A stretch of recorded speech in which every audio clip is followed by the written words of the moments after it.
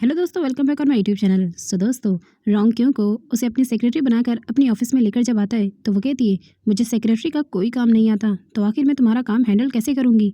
तो वो कहती है इनफैक्ट मुझे तो ये लैपटॉप भी चलाना नहीं आता है। तो वो उसे लैपटॉप चलाना सिखाता है और कहता है मीटिंग में जितनी भी बातें होंगी तो मैं सारे पॉइंट्स को बस इसमें नोट डाउन करना है। वो कहती है ठीक है, मैं कोशिश करूँगी। अब आगे जब वो लोग मीटिंग के लिए पहुँचते हैं तो उसी मीटिंग में चैंपिंग भी होती है। चैंपिंग क्यों को देखकर बहुत गुस्सा करती है और सीधा कहती है तुम यहाँ पर क्या कर रही हो, आखिर इस मीटिंग में तुम्हारा क्या काम है। तो रॉन्ग उसे कहता है कि ये मेरी पर्सनल सेक्रेटरी है, क्योंकि मेरी पर्सनल सेक्रेटरी इस वक्त छुट्टी पर है, इसीलिए मैंने इसे अपनी पर्सनल सेक्रेटरी की पोस्ट पर रखा है। अब कौन को दिखाया जाता है जो अपने डे 1 पर जॉब के लिए पहुँचता है। तो वो उससे कहता है मुझे कॉफ़ी बनाने नहीं आता है, तो मुझे मशीन चलाना तुम सिखा दो। तो वो कहती है मैं तुम्हें मशीन चलाना नहीं सिखाऊंगी, अभी पैम आएगी और वही तुम्हें तुम्हारा काम बताएगी।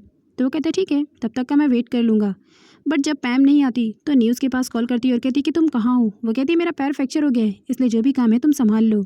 अब मीटिंग में सारे पॉइंट्स को जब नोट डाउन करने का समय आता है तो सारे लोग इतना फास्ट बोल रहे होते हैं कि क्यों कुछ समझ ही नहीं आ रहा होता है कि वो कौन सी बात को पहले लिखे और कौन सी बात को बाद में, क्योंकि सारे लोग बहुत फास्ट बोल रहे होते हैं। चैंपिंग समझ जाती है कि उसने लैपटॉप में कुछ नहीं लिखा है, इसलिए वो उसे परेशान करने के लिए कहती है कि प्लीज़ क्या तुम एक बार दोबारा पॉइंट्स को सबको समझा सकती हो।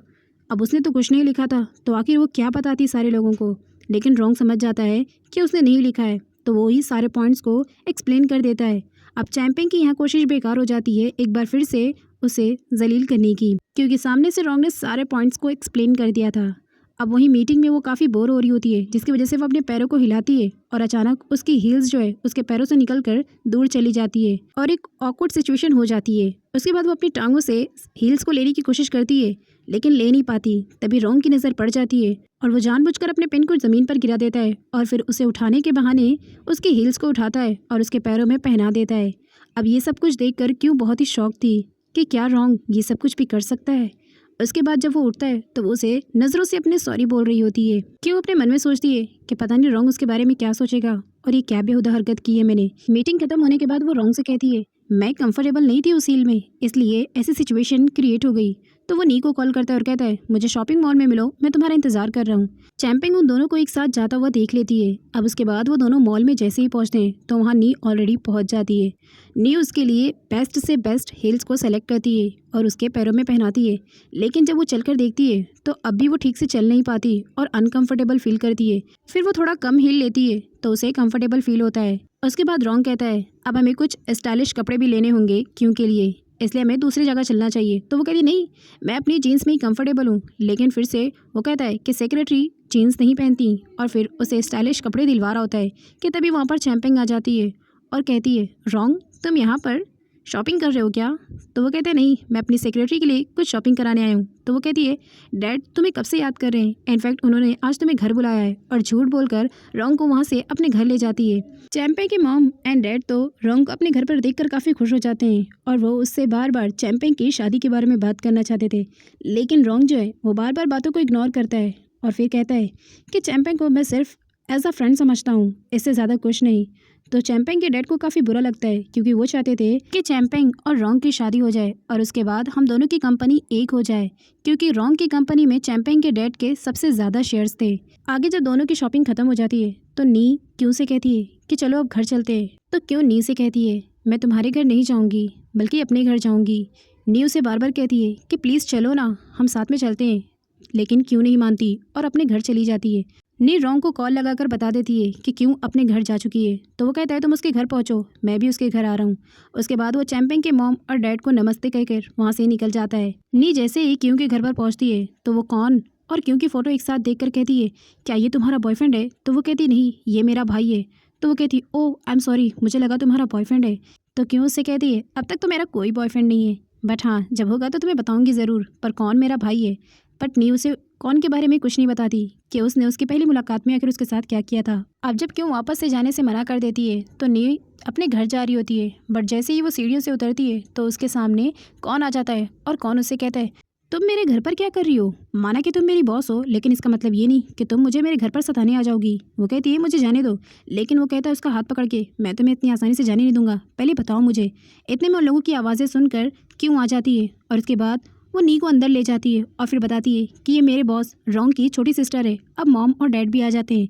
मॉम कहती है देखो ना कितना बड़ा कोइंसिडेंस है कि रॉन्ग क्यों का बॉस है और नी कौन की बॉस है। अब रॉन्ग भी क्यों को लेने उसके घर पहुंच जाता है, लेकिन तभी उसे ऐसा लगता है कि उसके पीछे कोई है और वहाँ पर सच में एक हेलमेट वाला बंदा खड़ा होता है बाइक पर। लेकिन जैसे ही वो पीछे पलटता है तो वो बंदा गायब हो जाता है।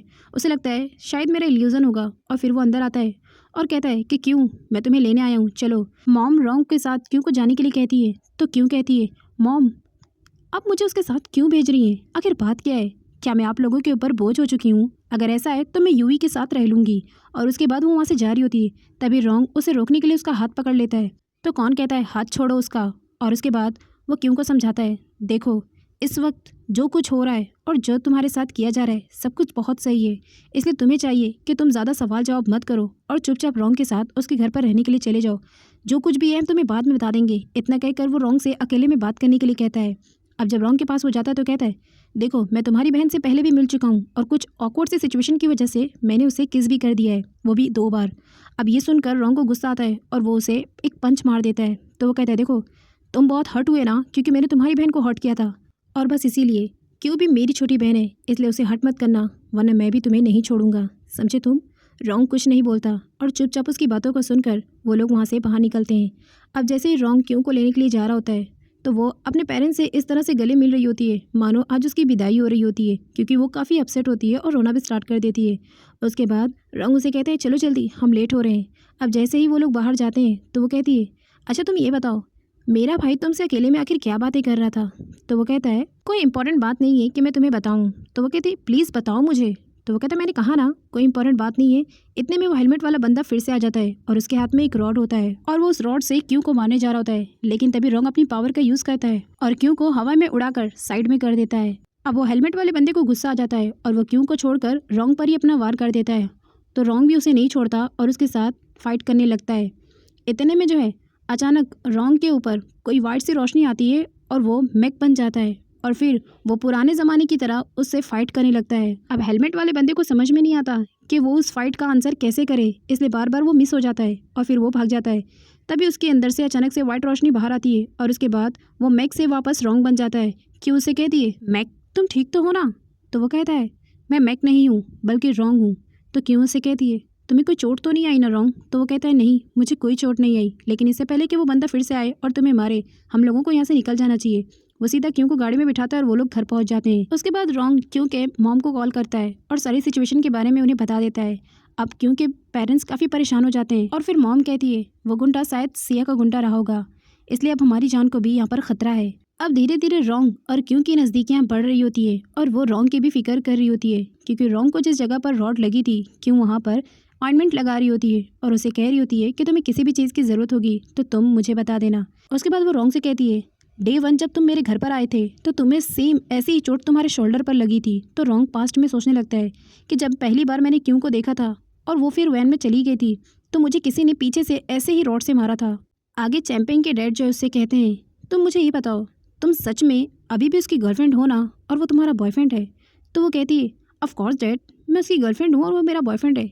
जबकि चैंपियन ये अच्छी तरीके से जानती थी कि रॉन्ग उसे बिल्कुल पसंद नहीं करता और मैं ही हूँ जो खामखा उसे अपनी गर्लफ्रेंड समझती हूँ, लेकिन वो अपने डैड को इस बारे में नहीं बताती क्योंकि वो परेशान हो जाएंगे। मॉर्निंग में नी क्यों को वापस से रेडी करके लाती है और कहती है भाई क्यों कैसी लग रही है। वो कहता है अच्छी लग रही है। उसके बाद रॉन्ग क्यों से कहता है कि आज तुम्हें ऑफिस अकेले जाना होगा क्योंकि मुझे ज़रूरी काम है, और फिर वो उसके पेरेंट्स के घर पर पहुंच जाता है। अब उसके पेरेंट्स जो है अपना बोरिया बिस्तरा बांध कर वहाँ से जा रहे होते हैं तो रॉन्ग उन लोगों को देखकर पूछता है आप लोग कहाँ जा रहे हैं। तो क्योंकि डैड कहते हैं अब यहाँ हमारी जान को भी खतरा है इसलिए हम लोग यहाँ से कुछ दिनों के लिए कहीं और शिफ्ट होने जा रहे हैं। तो रॉन्ग कहता है आप लोग कहीं और क्यों, मेरे फार्म हाउस में चलिए, और वो उन्हें अपने फार्म हाउस में लेकर चला जाता है। उसके बाद डैड इस घर को देखकर काफ़ी खुश होते हैं और वो रॉन्ग से कहते हैं तुमने ये घर कब खरीदा। तो वो कहता है एक बार मैं यहाँ पर आया था और मुझे ये जगह बहुत पसंद आई, उस वक्त ये जगह सेल हो रही थी तो बस मुझे अच्छा लगा मैंने खरीद लिया। तो क्योंकि डैड उसे बताते हैं कि ये घर मेरे फादर का था। रॉन्ग ये सुनते ही काफ़ी हैरत में हो जाता है। तो उसके डैड अलमारी के पीछे से एक बॉक्स निकालते हैं और उस पुराने बॉक्स में से वो एक फ़ोटो को निकालते हैं जिसमें क्यों बहुत छोटी सी थी। वो कहते हैं कि देखो ये घर हमारा ही था और ये फ़ोटो मैंने जब भी यहाँ पर छुपा कर रखी थी। उस वक्त हमारी सिचुएशन कुछ ख़राब थी इसलिए डैड ने हमारे इस फार्म हाउस को सेल कर दिया था, लेकिन फिर से बेटा तुमने हमें एक बार फिर से हमारे घर में रहने का मौका दिया, thank you so much. Next scene में रॉन्ग क्रीत के पास जाता है और उसे कहता है कि जब से क्यों मेरे घर पर आई है, मैं उसे अपनी तरफ खिंचता हुआ क्यों महसूस करता हूँ। ऐसा लगता है मेरा उसका कोई कनेक्शन है। इनफैक्ट मुझे ऐसा लगता है कि मैं पास्ट लाइफ में उससे पहले मिल चुका हूँ। तो क्रीत उसे कहता है पास्ट लाइफ जैसी कोई चीज़ नहीं होती, ये सिर्फ तुम्हारा भ्रम है। नी क्यों को उसके फार्म हाउस पर ले जाती है उसके पेरेंट्स से मिलवाने के लिए, जहाँ वो अपने पेरेंट्स को देखकर काफ़ी खुश हो जाती है और उनसे यहाँ पर आने की वजह पूछती है। तो क्यों के पेरेंट्स बातों को इग्नोर करते हैं और उसे सच नहीं बताते और कहते हैं रॉन्ग बहुत अच्छा इंसान है और उसी ने हमें यहाँ पर रखा है। अब नी को कौन के साथ दिखाया जाता है। नी उससे कहती है अब तो तुम मेरे घर पर रहने भी आ गए हो, इसलिए मैं जैसा बोलूँगी वैसे तुमको करना पड़ेगा। जो गिलास तुमने लिया है अपने हाथ में वो मुझे दो, क्योंकि मुझे पानी पीना है। अब यहाँ पर कौन कुछ नहीं बोल सकता था, इसलिए वो जैसा नी कहती है वैसा करने लगता है। रॉन्ग ऑफिस से जैसे ही घर आता है तो आज उसकी सर्वेंट उसे कहती है सर आज आप तो बहुत खुश दिखाई दे रहे हैं, क्या कोई खुशी की बात है। तो रॉन्ग कहता है नहीं। इतने में नी क्यों को लेकर घर पहुंच जाती है और फिर वो रॉन्ग के पास आती है और सर्वेंट से कहती है कि तुम जाओ, आज तुम्हारे सर को मैं अपने हाथों से चाय बना कर दूंगी। ये सुनकर रॉन्ग शॉक्ड हो जाता है कि ये ऐसे बिहेव क्यों कर रही है। तो वो कहती तुम्हें गर्मी हो रही होगी ना, मैं चाय बनाने के साथ साथ एसी भी चालू कर देती हूँ। रॉन्ग क्यों की हरकतों को देखकर शॉक्ड होता है कि ज़रूर कोई बात है, इसलिए ये ऐसे बिहेव कर रही है। जैसे ही वो टेबल पे अपने पैरों को आगे करता है तो क्यों आती है और कहती है तुम बहुत ज़्यादा काम करते हो ना, इसलिए तुम थक चुके होगे, मैं तुम्हारे पैरों को दबा देती हूँ। तो वो कहता है मुझे पता है ज़रूर कोई बात है, तभी तुम आज बड़ी मीठी मीठी सी बातें कर रही हो, कोई तो बात ज़रूर है, वरना तुम इतनी बदल कैसे गई।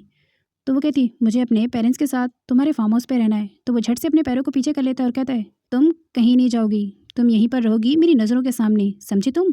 तो वो सीधा चाय का ग्लास भी उसे नहीं देती और एसी बंद करके रॉन्ग को चिढ़ाते हुए और मुंह बनाते हुए वहाँ से चली जाती है। अब उसका फनी सा मुंह रॉन्ग को देखकर हंसी आ जाती है और सर्वेंट रॉन्ग को देखकर हंसने लगती है और सोचती है सर को क्या हो गया, आज वो पहली बार इतना मुस्कुरा रहे हैं, वो भी खुल के।